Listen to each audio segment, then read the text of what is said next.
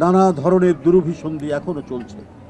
আমাদের এই বিজয়কে নস্যাৎ করার জন্য যারা অসন্তুষ্ট হয়েছে তারা কিন্তু থেমে নেই।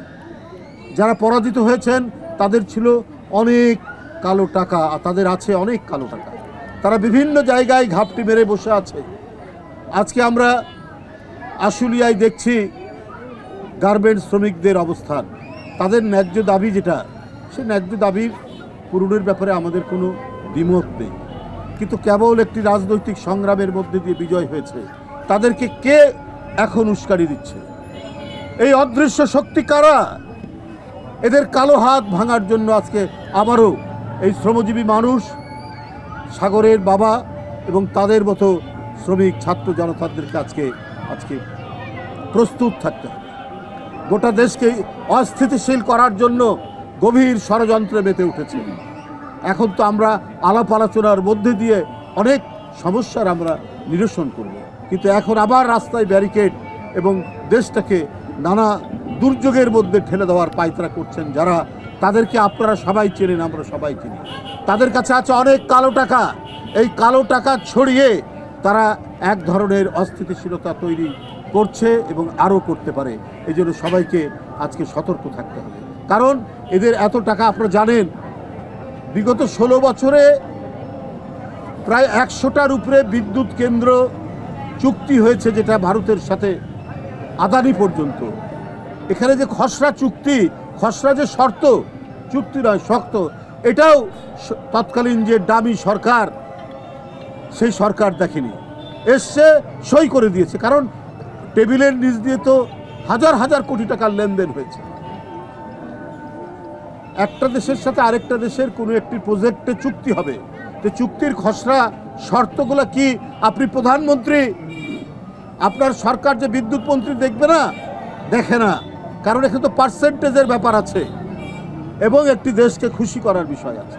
আজকের সংবাদপত্রে আছে যে কোনো খসড়া শর্ত না দেখেই চুক্তি করেছে। তো ওই টাকা, ওই কালো টাকাগুলো তো ওদের কাছে আছে, ওরা তো এখনও ঘাপটি বেড়ে আছে এবং তারা নানা জায়গায় এই টাকা খরচ করে পরাজিত শক্তি, গণতন্ত্র বিরোধী শক্তি এবং স্বাধীনতা বিরোধী শক্তিকে তারা মদদ দেওয়ার চেষ্টা করছে বা নানা ধরনের উস্কানি দেওয়ার চেষ্টা করছে। আমি গণমাধ্যমের সমস্ত সাংবাদিক ভাইরা এবং এখানে জনগণ যারা আছেন সবাইকে এই ষড়যন্ত্র সম্পর্কে সতর্ক থাকার কথা বলছে। আপনারা জানেন একটি জাতিকে দ্বিতীয়বার মুক্তি দেওয়ার জন্য যে শিশু কিশোর তরুণরা নিজের জীবন দিয়েছে, তাদের আত্মত্যাগের মধ্যে দিয়ে আমরা দ্বিতীয় স্বাধীনতা পেয়েছি। তার মধ্যে একজন মোহাম্মদ সাগর। আজকে স্কুল কলেজ ইউনিভার্সিটির ছাত্ররা যেমন অকাতরে জীবন দিয়েছে, তেমনি এই ছাত্র জনতার আন্দোলনে সামিল হয়েছিল শ্রমজীবী মানুষ, খেটে খাওয়া মানুষ। তাদের সন্তানরাও এই ভয়ঙ্কর দজ্জাল শেখ হাসিনার দুঃশাসনের বিরুদ্ধে দাঁড়াতে এবং শেখ হাসিনার পতন ঘটাতে তারা সক্ষম হয়েছে। এই জাতির জন্য এক অবিস্মরণীয় অবদান তৈরি করেছেন মোহাম্মদ সাগররা। তাদের স্মৃতি অমলিন, তাদের অবদান এই জাতি চিরদিন স্মরণ রাখবে।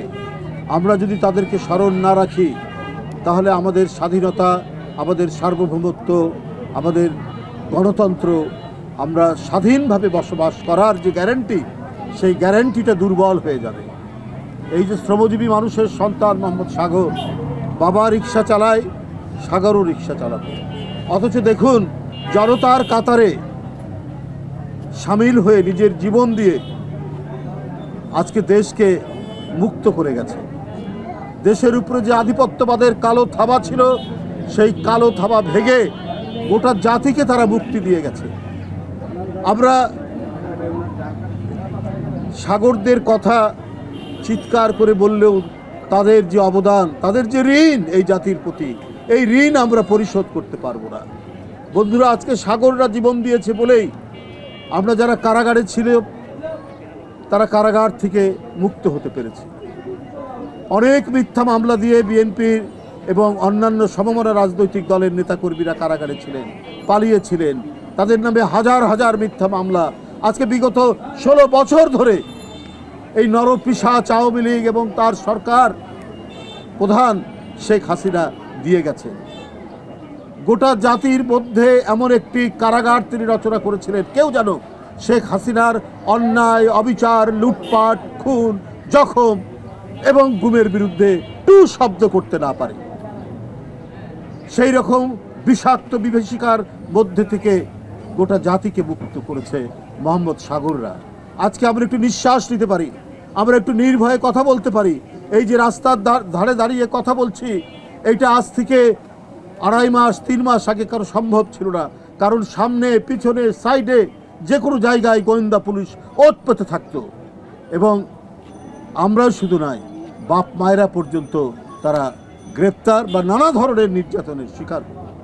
সেইটা এই হাজারের উপর স্কুল, কলেজ, বিশ্ববিদ্যালয়ের ছাত্রছাত্রী আর সাগরদের মতো শ্রমজীবী মানুষ যারা রিক্সা চালাতো, তাদের রাস্তায় নেমে আসার কারণে আমরা সেই মুক্তিটা পেয়েছি।